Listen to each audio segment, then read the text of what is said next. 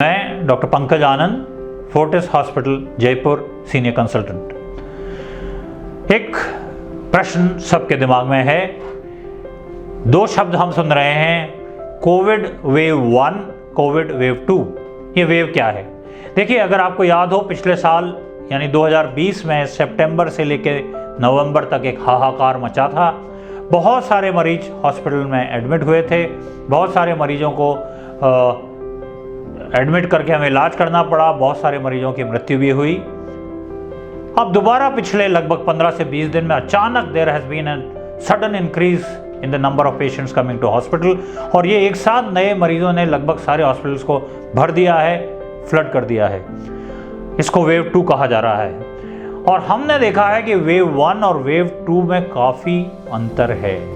पहले जो मरीज आ रहे थे पिछले साल यानी 2020 में, वे अधिकतर हमारे बुजुर्ग थे।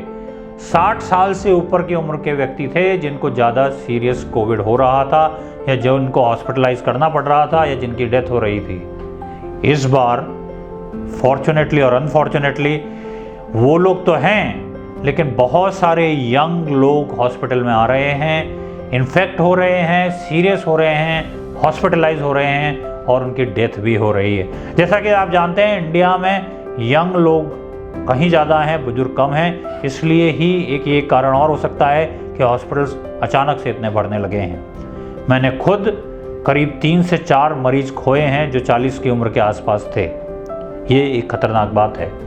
दूसरा, क्लिनिकल प्रेजेंटेशन भी इस बार अलग है। जैसे पिछली बार बहुत कम मरीज थे जिनको पेट की प्रॉब्लम थी, इस बार कई मरीज हमारे पास ऐसे आ रहे हैं जिनको सांस में दिक्कत नहीं है, पेट में दर्द होता है, सारी दवाई देते हैं, कोई फ़ायदा नहीं होता, बार बार उल्टी दस्त होते हैं इन पेशेंट्स को। और बहुत सारे मेरे चिकित्सक मरीज़, इनफैक्ट मैंने भी शुरू में उनका पेट का इन्फेक्शन समझ के इलाज किया, लेकिन जब उससे फ़ायदा नहीं आया तो हमने टेस्ट कराया और पाया कि ये तो कोविड है। तो इसकी प्रेजेंटेशन, हालांकि सांस वाली प्रेजेंटेशन भी है, लेकिन प्रेजेंटेशन थोड़ी सी अलग है। तीसरी चीज़, ये वायरस ज़्यादा घातक है, ज़्यादा लोगों की मृत्यु हो रही है।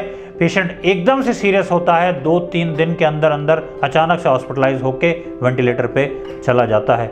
इसलिए हमें बिल्कुल सतर्क रहना है।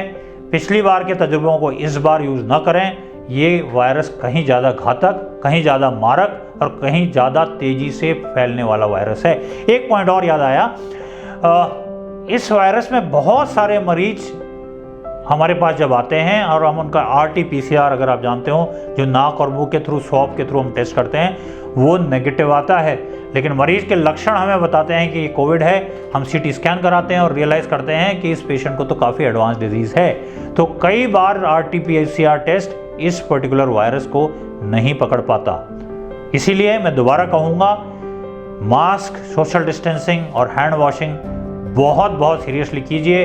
भीड़ भरी जगहों से बचिए। जान है तो जहान है, और ये शायद अपना आखिरी मौका है। Thank you.